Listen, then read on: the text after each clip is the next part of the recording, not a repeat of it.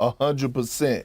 Donovan Mitchell has played his last game for the Cleveland Cavaliers. But it seems like no one around the league actually thinks he wants to stay in Cleveland. Donovan Mitchell's going to say, damn it, I want out. You know why? Because I wanted to be in New York anyway, okay? That nobody thinks he's staying there, and I think that's what we've heard. I haven't heard anybody be like, no, you guys are wrong. He's staying. Hey, it's the worst kept secret. People don't think that Donovan Mitchell's going to be there long-term anyway. Even if Donovan Mitchell and the Cavs win a championship next year, that'd be great. Loved it. It's even more likely that he's going to leave. It's true. I think there's no chance he signs. I don't think there's any chance he signs an extension there ever. And if it was up to me, I would trade Donovan Mitchell today. It's and I've been waiting, baby. Newsflash.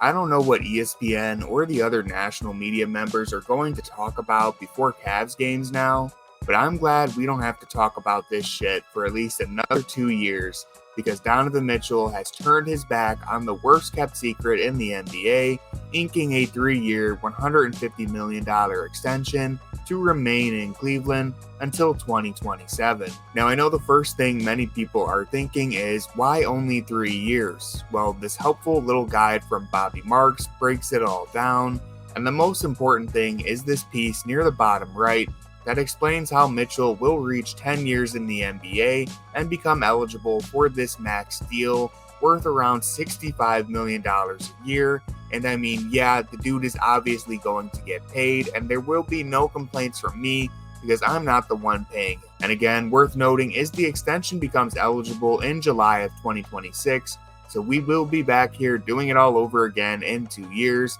And in all honesty, I expect we will be dealing with the same rumors as soon as this current season starts.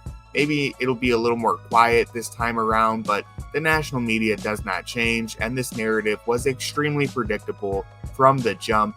Never forget, Mitchell was reportedly jumping up and down the golf course when he found out he was being traded to Cleveland in 2022, and yet almost immediately we heard the narrative being spun that Mitchell will never sign an extension and he will desperately look to leave Cleveland as soon as possible. He may even demand a trade so the Cavs should just punt on first down and all of that. Listen, it's done. It's over. Cavs fans, this is your victory lap. This is your moment to celebrate and enjoy a top 10 player committing to the franchise for the next few years.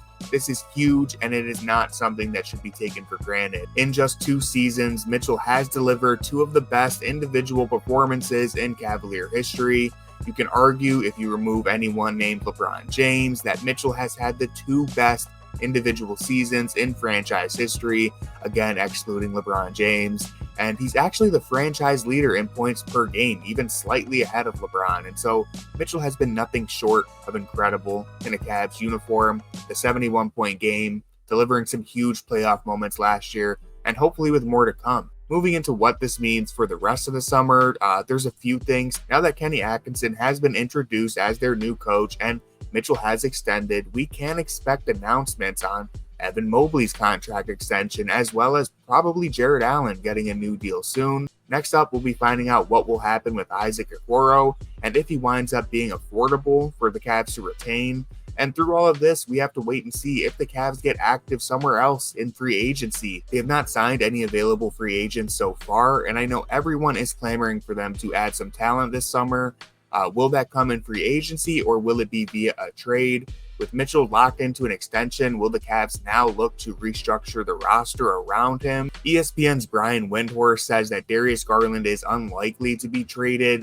This is because his representation is no longer pushing for it, and Garland himself seems happy to stay in Cleveland now.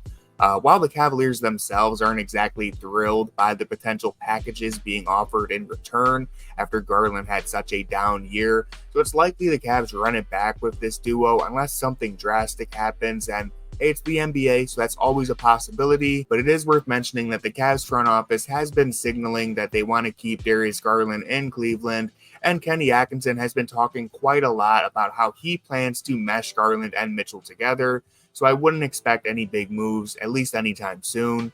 And I also don't want to use Wendy as the ultimate source here because he previously said that he believes there's a 0% chance Garland and Mitchell are on the same team next year. So take all of this with a grain of salt. But Wendy also said on ESPN Cleveland today that Jarrett Allen is still potentially available in trade talks. I'm speaking with my own speculation, but I know the Pelicans have been interested in Allen for quite some time. They want a rim protector. They want a defensive anchor. And if Brandon Ingram is available, then there's a swap that makes a lot of sense for both sides. If you've been watching my channel, then you know how I feel about Ingram. I could get more on board with an Allen swap rather than including Garland, but still, I don't know about Ingram. And the last thing I want to comment on, bringing this back to Mitchell to wrap up this very quick video, I just want to highlight the growth in leadership that we have seen from Mitchell during his time in Cleveland. This is a guy who was routinely discredited in Utah. I remember the arguments that Mitchell wasn't even the best player on his team, and it was Rudy Gobert who was responsible for their success. And now he comes to Cleveland, embraces being the adult in the room, the oldest member of the core, rattles off his first All-NBA season, pushes himself into MVP conversations the next year before hurting his knee, all the while rallying his teammates and showing nothing but support for them at every possible turn.